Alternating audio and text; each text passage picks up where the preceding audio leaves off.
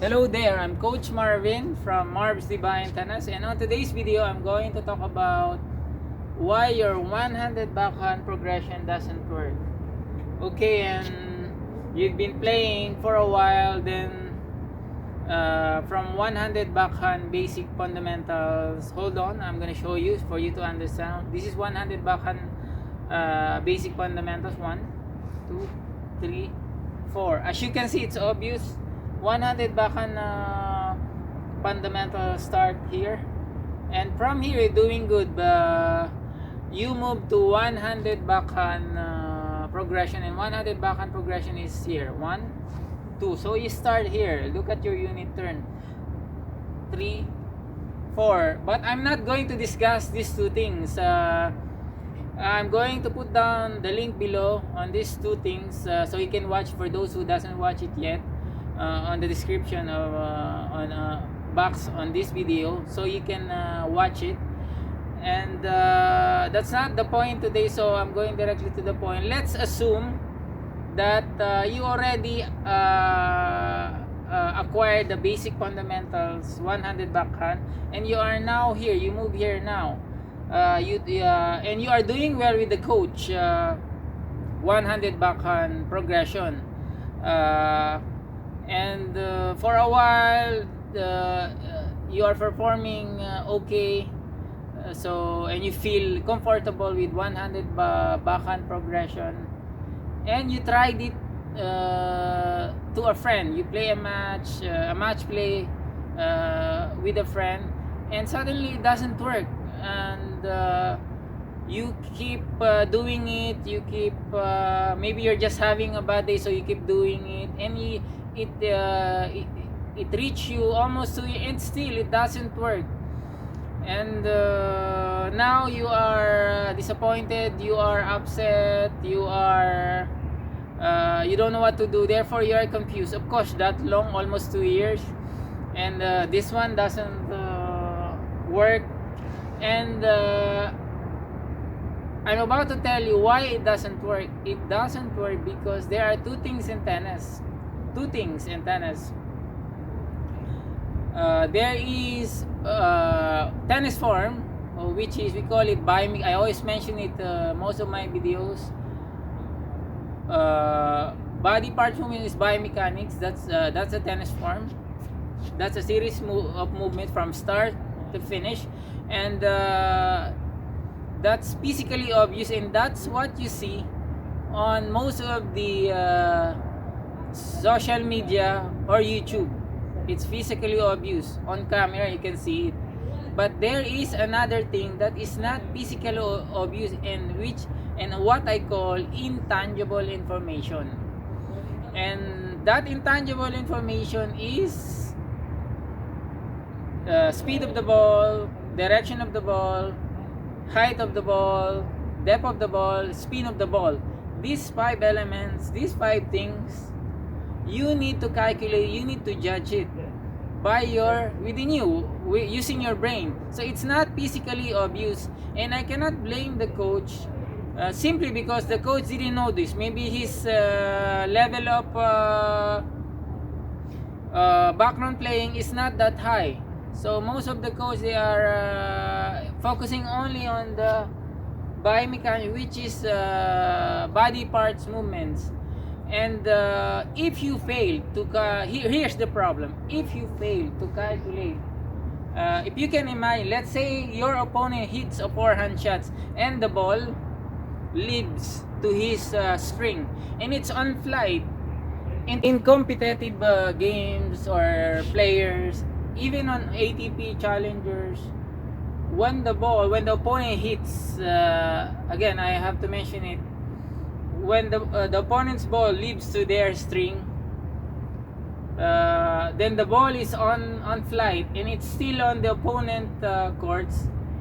On ATP, on competitive games, competitive players, they have already calculated where the direction, where the bounce of the ball, the speed of the ball. They already calculated the depth, the spin of the ball that early. However, recreational player, they are not focusing on that. They are just focusing on the biomechanics, which is body parts movements, and they fail to calculate these 5 elements that I mentioned to you earlier.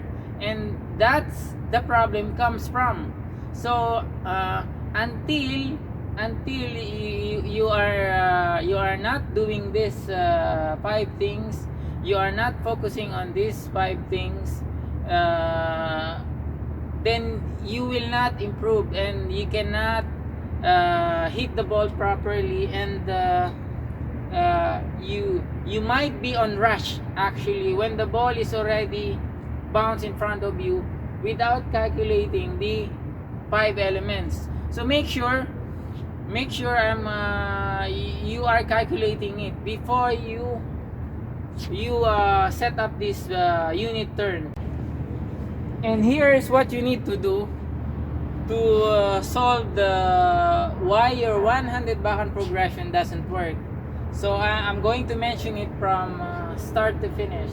So imagine this: when your opponent hits a forehand, either forehand or backhand, and the ball leaps to their string, as soon as the ball leaps to their string, start reading it, calculating the speed, the direction, the depth of the ball. Then by the time the ball, actually the net, the middle net is your reference point. By the time the ball passes the net, you should have already read where it's going, or calculated the speed, the direction, the height of the ball, the depth of the spin of the ball. Then you will program this the moment the ball passes the net, that early. For recreational player, for us, the middle net is the reference point. So when the ball passes the net, you program this. So your unit turn, start preparing. So in short, or in simple words, when the ball is still on flight, you prepare. While the ball is still there, you prepare. Ideally, while the ball is still on the side of the opponent's court.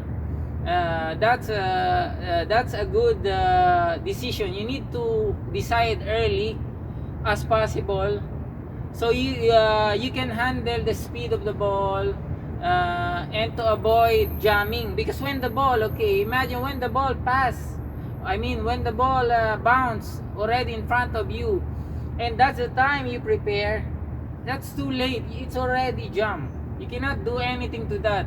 And this needs time. The biomechanics needs time. Probably you have to do this while still the ball.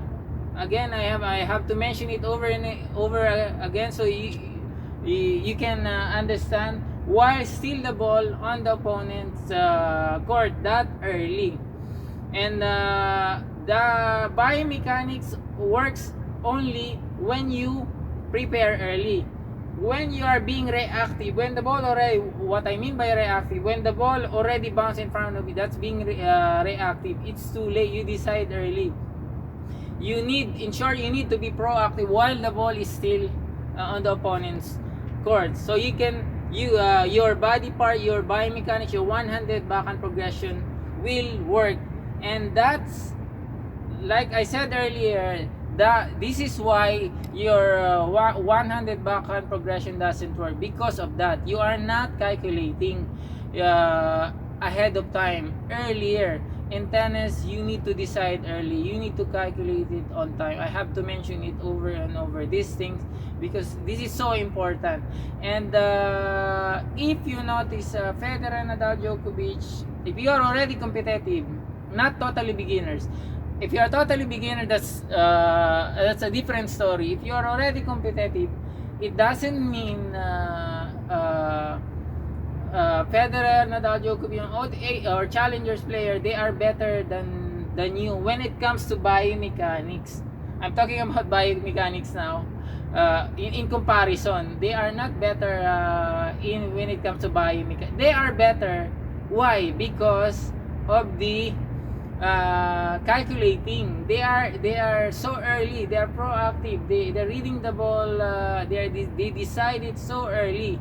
Then they prepare early. Why steal the ball? That's why they are better. It's not because they are better because of the body part. No, it's not. They are not better on when it comes to body parts movements with the competitive players. They are better simply because of the they can read it early. They can calculate it early with the five elements and these five things. And I hope you get what I've discussed on this video. And here is a slow-mo video for you to see why 100 backhand progression doesn't work.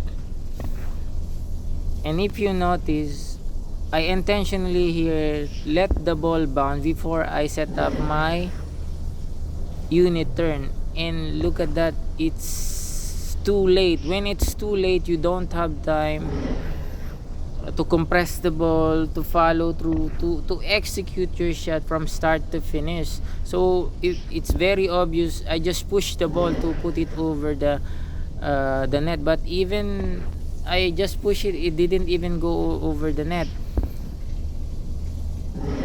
And look, if you are deciding too late,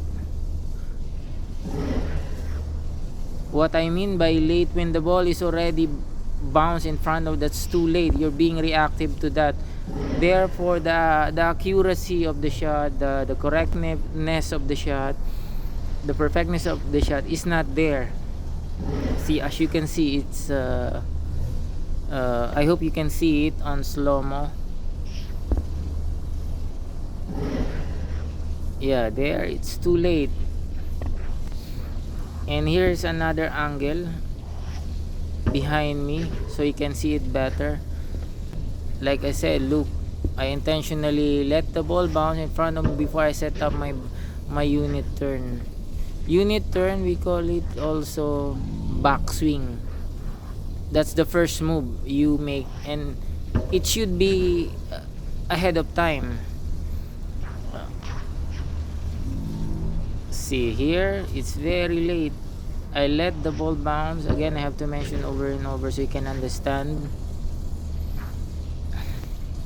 And here's another slow-mo video in comparison with the first one. Look here, I set up my unit turn or my backswing so early. The ball didn't even bounce yet on the ground, but still but already it's I set up ahead of time my unit turn. And look how I swing my racket with ease, comfortably, and with accuracy, perfectness, correctness, and with the complete biomechanics or body parts movements from start to finish. That's when you have time. So I set up my because this is a side view slow-mo video, but ideally I set up my unit turn so early while still the ball on the opponent's side. Like I said, recreational player, the reference point is the middle net. So you can set up your recreational player, your unit turn when the ball passed the net. See how early I am. Then here I can strike the ball, like I said, comfortably. And that's for today's video. Thank you for watching Marv's Divine Tennis, and for more videos to come, please support my channel and subscribe.